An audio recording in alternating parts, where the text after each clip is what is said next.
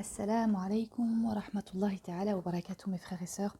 J'espère que vous allez bien ainsi que vos proches. Nous nous retrouvons pour la suite des signes de la fin des temps dans la tradition islamique avec le chapitre des troubles qui précéderont les signes de l'heure proprement dite. Thawban radiallahu anhu rapporte ces propos du prophète sallallahu alayhi wa sallam. Allah a déployé la terre devant moi et j'ai vu l'Orient et l'Occident. Ma communauté occupera à la surface de la terre une étendue semblable à ce qui a été déployé devant moi, et les deux trésors, le blanc et le rouge, m'ont été accordés. Le blanc et le rouge sont une désignation symbolique de l'or et de l'argent. J'ai demandé à mon Seigneur de ne pas faire périr ma communauté par une année de disette, ni de les soumettre à un ennemi qui ne soit pas des leurs, et qui n'épargnerait pas le plus grand nombre d'entre eux. Mon Seigneur a accédé à ma demande. Ô Mohammed, j'ai arrêté une décision, et mes décisions ne peuvent être abolies. Ta communauté ne périra pas par une année de disette, ni ne sera soumise à un ennemi qui ne soit pas des siens et qui la détruirait en masse. Même si tous ceux qui se trouvaient sur son territoire ou sur les territoires environnants s'unissaient contre elle, ils ne pourraient la détruire, tant qu'ils ne s'entretueront pas eux-mêmes ou qu'ils ne se captureront pas entre eux. Rapporté par At-Tirmidhi et Abu Daoud. La version d'Abu Daoud comporte ce rajout. Je crains seulement pour ma communauté des guides aveugles. Et si le sabre est levé contre elle, il ne s'abaissera plus jusqu'au jour du jugement. L'heure n'aura pas lieu tant que des tribus de ma communauté n'auront pas rejoint les associateurs, et que d'autres n'auront pas adoré les idoles. Il y aura dans ma communauté 30 imposteurs. Chacun prétendra être prophète. Or c'est moi qui suis le sceau de la prophétie, littéralement des prophètes. Et il n'y aura pas de prophète après moi.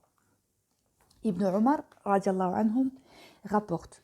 Nous étions chez l'envoyé d'Allah, sallallahu alayhi wa sallam, qui nous parlait abondamment des troubles qui allaient se succéder après lui. Il finit par nous entretenir de la sédition, qui obligerait les gens sensés à rester chez eux. En quoi consiste-t-elle, ô envoyé d'Allah demanda l'un des assistants. En pillage et en dissension, répondit-il. Puis elle sera suivie par la sédition de l'aisance, as-sara', dont les prémices seront le fait d'un membre de ma famille, qui se réclamera de moi, mais n'aura rien à voir avec moi. Seuls ceux qui ont la crainte d'Allah sont mes amis. Puis les gens s'accorderont sur le choix d'un chef. Mais ce pacte ne sera pas plus durable que n'est stable une pièce de monnaie posée sur une côte. Il y aura ensuite une autre sédition, plus sinistre encore, et qui n'épargnera aucun membre de cette communauté. Chaque fois que l'on dira « elle touche à sa fin », elle repartira de plus belle.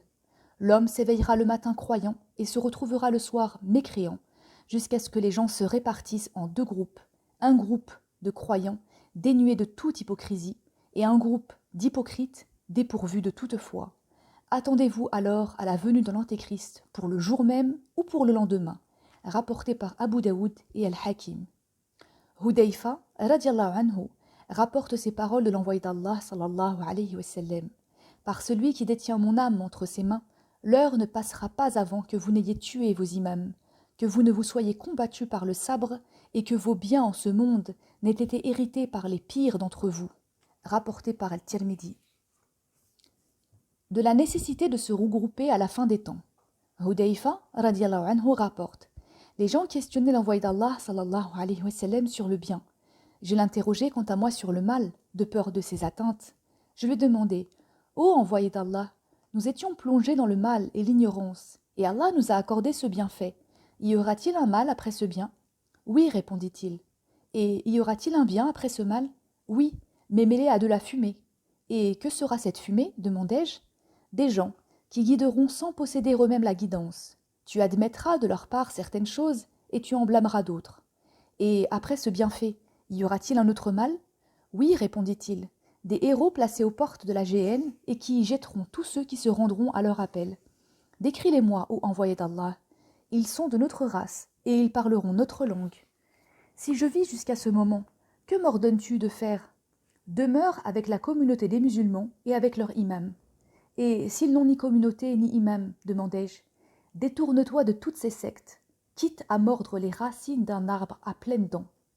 Ce qui signifie avec fermeté, jusqu'à ce que la mort te surprenne en cet état, rapporté par Al-Tirmidhi.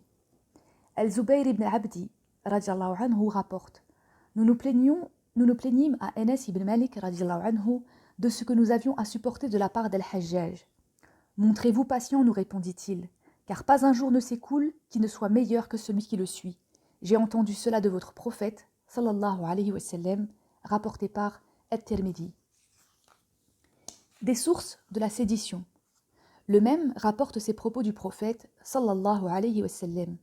Mon Dieu, bénis nos Damascènes. Mon Dieu, bénis nos Yéménites. Et nos Nadjites, demandèrent quelques-uns des assistants. Mon Dieu, bénis nos Damascènes et nos Yéménites, répéta le prophète. Et nos Najdites, il me semble qu'à la 3e fois le prophète conclut. C'est là-bas qu'auront lieu des tremblements de terre et des troubles, et c'est de là que sortira la corne du diable. Rapporté par At-Tirmidhi. Dans un autre hadith, le prophète sallallahu alayhi wa sallam dit en désignant l'Orient, la tête de la mécréance viendra de là où sort la corne du diable. Le fils de Omar, radiallahu anhu, a entendu l'envoyé d'Allah sallallahu alayhi wa sallam prononcer ces mots. N'est-il pas vrai que les troubles viendront de là où pointe la corne du diable, alors qu'il était tourné vers l'Orient, c'est-à-dire vers le Najd, dont Riyad est l'actuelle capitale. Wassalamu alaykum wa rahmatullahi ta'ala wa barakatuh.